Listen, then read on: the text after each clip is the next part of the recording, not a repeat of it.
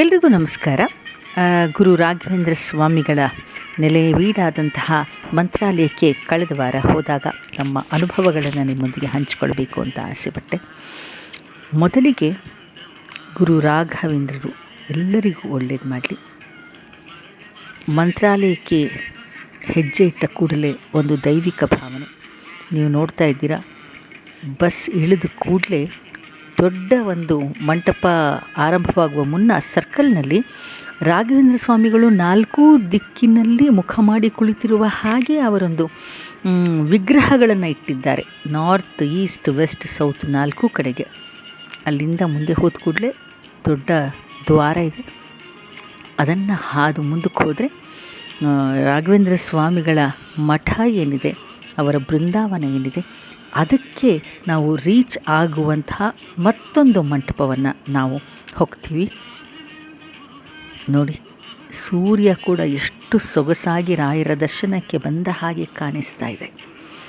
ತುಂಬ ಒಳ್ಳೆಯ ದರ್ಶನವಾಯಿತು. ಈ ಒಂದು ಆ್ಯಂಗಲ್ನಲ್ಲಿ ಸೂರ್ಯ ಏನು ಕಾಣಿಸ್ತಾ ಇದ್ದಾನೆ, ಮಂಟಪದ ಮುಖ ನಿಜಕ್ಕೂ ನೋಡೋದಕ್ಕೆ 2 ಕಣ್ಣು ಸಾಲದಾಗಿತ್ತು.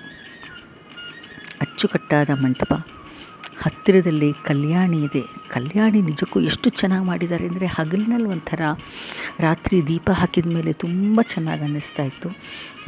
ದೇವಸ್ಥಾನದ ಮತ್ತೊಂದು ರೂಪ ಅನ್ನುವ ಹಾಗೆ ಕಲ್ಯಾಣಿಯನ್ನು ಅವರು ನಿರ್ಮಾಣ ಮಾಡಿದ್ದಾರೆ. ಒಳಗಡೆ ತೆಪ್ಪೋತ್ಸವ ನಡೆಯುತ್ತೆ.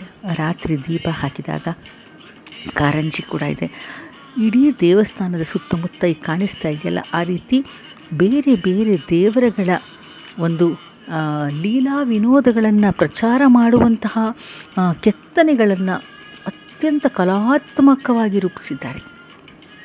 ನಿಜ ಹೇಳಬೇಕಂದ್ರೆ, ಇಂದ್ರನ ಅಮರಾವತಿಯ ಹಾಗೆ ಮಂತ್ರಾಲಯದ ಈ ಮಠದ ಸುತ್ತ ಇರುವ ಪ್ರಾಕಾರ ಕಾಣಿಸುತ್ತೆ. ಪೂಜ್ಯಾಯ ರಾಘವೇಂದ್ರಾಯ ಸತ್ಯಧರ್ಮರತಾಯ ಚ ಭಜತಾಂ ಕಲ್ಪವೃಕ್ಷಾಯ ನಮತಾಂ ಕಾಮಧೇನವೇ ಅಂತ ನಾವು ನಂಬಿದವರನ್ನು ಕೈ ಬಿಡದಂತಹ ದೇವರು. ಮೊದಲಿಗೆ ಮಂಚಾಲಮ್ಮನ ದರ್ಶನ ಮಾಡಿ ರಾಘವೇಂದ್ರ ಸ್ವಾಮಿಗಳ ದರ್ಶನ ಮಾಡಿದ್ವು. ಇಡೀ ಪ್ರಾಕಾರದಲ್ಲಿ ಎಲ್ಲರಿಗೂ ಕಾಣಿಸುವ ಹಾಗೆ ದೊಡ್ಡ ದೊಡ್ಡ TV ಪರದೆಗಳಲ್ಲಿ ಗುರುಗಳು ರಾಮನ ಪೂಜೆಯನ್ನು ಮಾಡ್ತಾ ಇದ್ದದ್ದನ್ನು TV ಪರದೆಯಲ್ಲಿ ಎಲ್ಲರೂ ನೋಡಿ ಕಣ್ ತುಂಬಿಕೊಳ್ತಾ ಇದ್ದರು.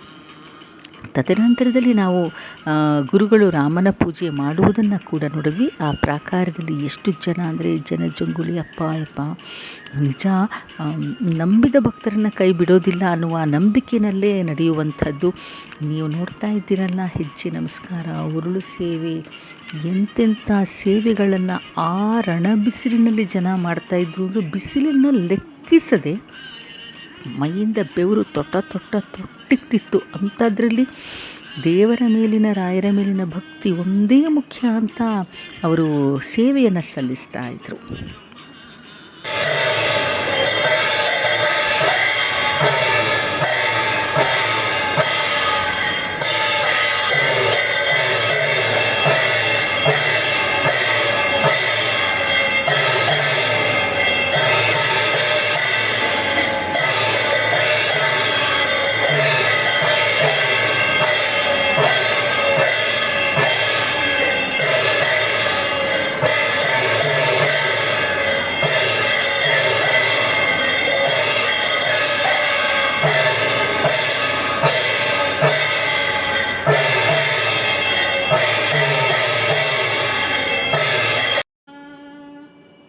ಕಲ್ಯಾಣಿಯ ವಿವಿಧ ಭಾವಭಂಗಿಗಳನ್ನು ಕೂಡ ನಾನು ನಿಮಗೆ ತೋರಿಸ್ಬೇಕಂತ ಫೋಟೋಗಳನ್ನು ತೆಕ್ಕೊಂಡಿದ್ದೀನಿ ಮತ್ತು ಒಂದಿಷ್ಟು ವಿಡಿಯೋ ತೆಕ್ಕೊಂಡಿದ್ದೀನಿ. ತುಂಬ ಸೊಗಸಾಗಿತ್ತು. ಇಡೀ ದೇವಸ್ಥಾನದ ಸುತ್ತಮುತ್ತಲ ರಸ್ತೆಗಳಿಂದ ಆ ಪ್ರಾಕಾರದ ಸುತ್ತ ಇರುವಂತಹ ಬಹುತೇಕ ದೇವರ ಕಲಾಕೃತಿಗಳನ್ನು ತೋರಿಸುವ ಪ್ರಯತ್ನ ಮಾಡ್ತಾ ಇದ್ದೇನೆ. ತುಂಬ ಸೊಗಸಾಗಿದೆ. ಒಂದೊಂದು ಕೃಷ್ಣನ ಲೀಲೆಗಳಿರ್ಬೋದು, ಶಿವನದಿರಬಹುದು, ರಾಮನದಿರಬಹುದು, ವಿಷ್ಣುವಿನದು. ಪಾಪ ನೋಡಲು 2 ಕಣ್ಣು ಸಾಲದು. ಬಿಸಿಲೊಂದು ಇರಲಿಲ್ಲ ಅಂದಿದ್ದರೆ ಗಂಟೆಗಟ್ಟಲೆ ಬರೀ ಈ ದೇವರ ಕಲಾಕೃತಿಗಳನ್ನು ನೋಡುವುದರಲ್ಲೇ ನಾವು ನಮ್ಮ ಅಮೂಲ್ಯವಾದ ಸಮಯವನ್ನು ಕಳೆಯಲೇಬೇಕಾದಂಥ ಸ್ಥಳ ಇದು. ಇನ್ನು ದೇವಸ್ಥಾನ ಅಂದಮೇಲೆ ಅಲ್ಲಿ ಸುತ್ತಮುತ್ತ ವ್ಯಾಪಾರ ಇದ್ದಿದ್ದೇನೆ. ದೇವರ ವಿಗ್ರಹಗಳಿದೆ. ಪಂಚೆ, ಶಲ್ಯ, ಬೃಂದಾವನ ಇರಬಹುದು. ಆ ರೀತಿ ಬಹುತೇಕ ಇದು ಕಮರ್ಷಿಯಲ್ ಹೌದಾದರೂ ದೇವರಿಗೆ ಸಂಬಂಧಪಟ್ಟ ಪೂಜಾ ಭಂಡಾರಕ್ಕೆ ಸಂಬಂಧಪಟ್ಟವು. ಕಲ್ಯಾಣಿಯ ಮತ್ತೊಂದು ಮುಖವನ್ನು ನಾವೀಗ ನೋಡ್ತಾ ಇದ್ದೇವೆ.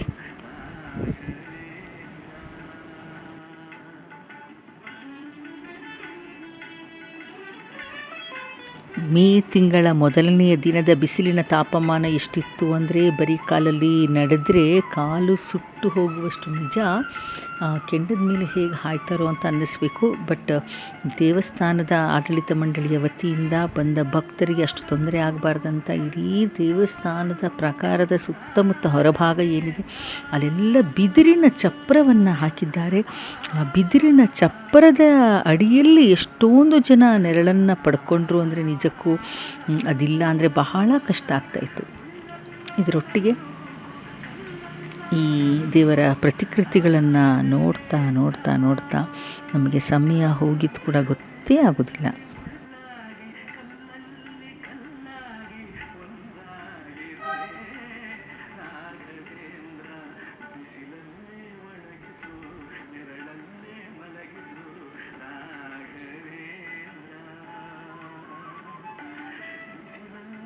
ನಾನು ಆಗಲೇ ಹೇಳಿದ್ನಲ್ಲ, ದೂರ ದೂರಕ್ಕೆ ಬೆಳಕು ಗಾಳಿ ಬೀಸಬೇಕು, ಆದರೆ ಬಿದಿರು ಸೂರ್ಯನನ್ನು ತಡೆದು ನಮಗೆ ಎಷ್ಟು ಅನುಕೂಲ ಕೊಡ್ತಾಯಿತ್ತು ಅನ್ನೋದು ನನಗೆ ನೋಡಿದಾಗ ಭಾಳ ಆಶ್ಚರ್ಯ ಅನ್ನಿಸ್ತು. ಬಿದಿರು ಬರೀ ತೊಟ್ಟಿಲಿಗಷ್ಟೇ ಅಲ್ಲದೆ ಈ ರೀತಿಯ ಎಷ್ಟು ಕೆಲಸಗಳಿಗೆ ಬರ್ತಾಯಿದೆ. ಚಾಪೆ ಎಲ್ಲ ಮಾಡ್ತಾಯಿದ್ರು, ಬುಟ್ಟಿ ಎಲ್ಲ ಗೊತ್ತಿತ್ತು. ಆದರೆ ಈ ಬಿಸಿಲಿನ ತಾಪದಲ್ಲಿ ಬಳಲಿ ಹೋದಂತಹ ಜನಗಳಿಗೆ ಈ ಬಿದಿರಿನ ಚಪ್ಪರ ಬಹಳ ಅನುಕೂಲ ಮಾಡಿತು. ದೇವಸ್ಥಾನದ ಮುಂದಿನ ದೃಶ್ಯ ಇದು. ದೇವಸ್ಥಾನ ಸುತ್ತ ಹೇಗೆ ಕಾಣಿಸ್ತಾ ಇದೆ ನೋಡಿ. ಅಲ್ಲೆಲ್ಲೋ ಒಂದು ಕಡೆ ಬರೆದಿದ್ರು, ಸುರಪನಾಲಯದಂತೆ ಕರೆದು ಕಂಗೊಳಿಸುವುದು ಅಂತ.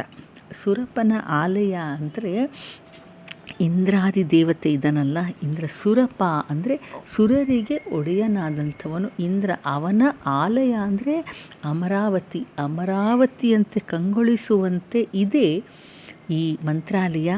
ಮತ್ತು ಜನರನ್ನು ತಾನು ಭಕ್ತಿಯಿಂದ ಮತ್ತು ಈ ಕಲಾಕೃತಿಗಳಿಂದ ತನ್ನ ಸೌಂದರ್ಯದಿಂದ ಅದು ಅಟ್ರ್ಯಾಕ್ಟ್ ಮಾಡುತ್ತೆ ಎನ್ನುವಂಥ ಒಂದು ಕೋಟ್ ಅಲ್ಲೆಲ್ಲೋ ನೋಡಿದ ಹಾಗೆ ನನಗೆ ನೆನಪು.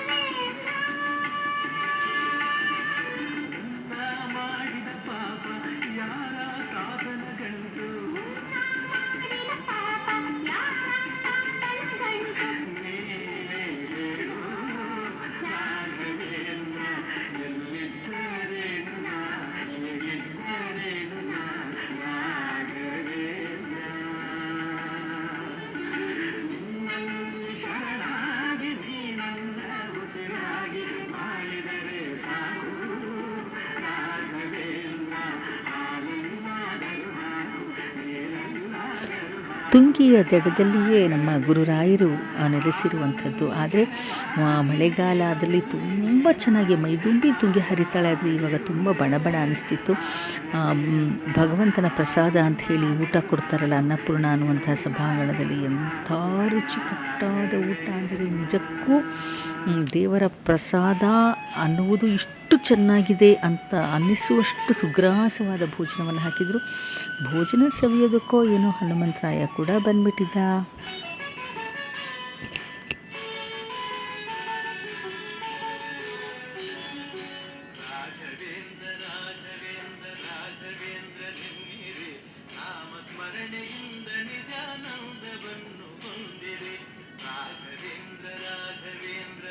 ಕಾಟಾಚಾರಕ್ಕೆ ಅಂತ ಬಡಿಸದೆ ಹೊಟ್ಟೆ ತುಂಬ ಊಟ ಮಾಡಿ ಅಂತ ತುಂಬ ಪ್ರೀತಿಯಿಂದ ಬಡಿಸೋದು ದೇವರ ಪ್ರಸಾದವನ್ನು.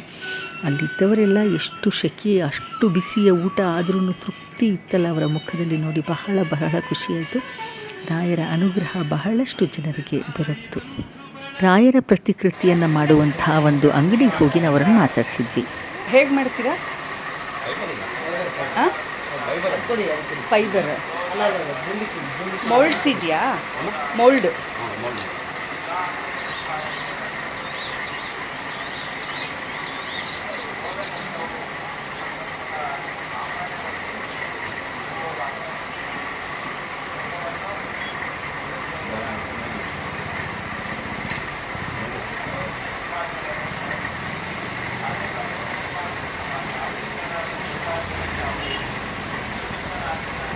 ಎಷ್ಟು ವರ್ಷದಿಂದ ಮಾಡ್ತಾ ಇದ್ದೀರಾ?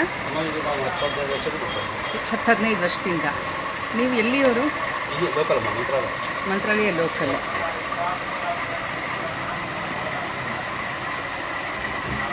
ಮೋಲ್ಡ್ ಎಲ್ಲಿರುತ್ತೆ ಅದನ್ನು ನೋಡ್ಬೋದಾ? ಮೋಲ್ಡ್ ಬರಲ್ಲ, ಇದೆಲ್ಲ ರಬ್ಬರ್ ಬರುತ್ತೆ. ಅಲ್ಲಿಂದ ನಮಗೆ ರಾ ಮೆಟೀರಿಯಲ್ ಡ್ಯೂ ಡೆಲಿವರಿ ಬರುತ್ತೆ. ಹಾಂ, ಇದು ನಾವು ಸುಮ್ಮನೆ ಇದೆಲ್ಲ ಹಾಕ್ಬಿಟ್ಟು ಮಾಡ್ತೀವಿ. ಅದೇ ಮೆಟೀರಿಯಲ್ಲೇ ಪೂರ್ತಿ ಅಲ್ಲಿಂದ ಬರುತ್ತಾ? ನೀವು ಬರೀ ಕೆಳಗಡೆ ಇದಕ್ಕೆ ಫಿಲಪ್ ಮಾಡ್ತೀವಿ ಅಷ್ಟೇ. ಇದಕ್ಕೆ ಹಾಕಿ ಏನೇ ಕಣ್ಣು ಗಿಣ್ಣು ಹೋದರೆ ಕಣ್ಣು ಹಾಕೊಳ್ಳೋದು.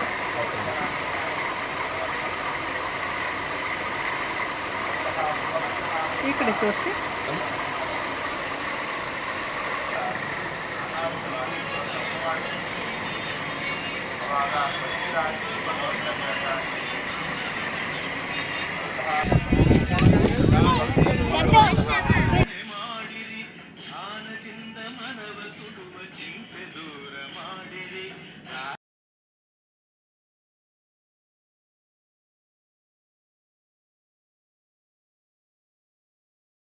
ತುಂಗಾ ನದಿಯನ್ನು ನೋಡಿಕೊಂಡು ಬರುವಾಗ ಅಲ್ಲಿ ಕೈಗೆ ಮೆಹಂದಿ ಥರ ಹಾಕುವ ಹೆಣ್ಣು ಮಕ್ಕಳನ್ನು ನೋಡಿ ಅವ್ರನ್ನ ಕೂಡ ಒಂದು ರೌಂಡ್ ಮಾತಾಡ್ಸೋಣ ಅನ್ನಿಸ್ತು. ಮಾತಾಡಿಸ್ದೆ. ತುಂಬ ನಾಚ್ಕೊಳ್ತಾ ಇದ್ರು ಹೆಣ್ಮಕ್ಳು.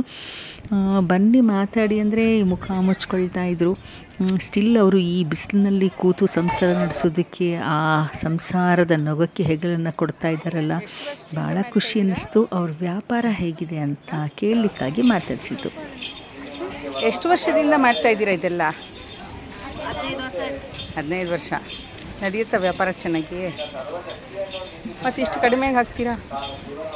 ಒಂದು ಕೈಗೆ 2 ರೂಪೀಸ್ ಒಂದು ಪ್ರಿಂಟಿಗೆ. ಮತ್ತು ಎಷ್ಟು ವರ್ಕೌಟ್ ಆಗುತ್ತಾ? ಲೈಫ್ ಲೀಡ್ ಮಾಡೋಕ್ಕಾಗುತ್ತಾ? ದಿನ ಎಷ್ಟು ಜನ ಹಾಕೊಳ್ತಾರೆ? ಹಾಂ, ಹೌದು. ಇಲ್ಲ ಅಲ್ಲ, ಒಂದು ಅಷ್ಟೇನಾ? ಬರೀ 500 ರೂಪಾಯಿಯಾ? ಮತ್ತು 500 ರೂಪಾಯಿಗೆ ಬೆಳಗಿನ ಸಂಜೆ ತನಕ ಬಿಸಿಲಲ್ಲಿ ಕೂತ್ಕೊಳ್ತೀರಾ? ಅದಲ್ಲದೆ ಬೇರೆ ವ್ಯಾಪಾರನೂ ಇದೆಯಾ ನಿಮ್ಮದು? ಇನ್ನೇನು ಇಲ್ಲ. ಮತ್ತು ಸಾಕಾಗಲ್ಲಲ್ಲ? ಹಾಂ,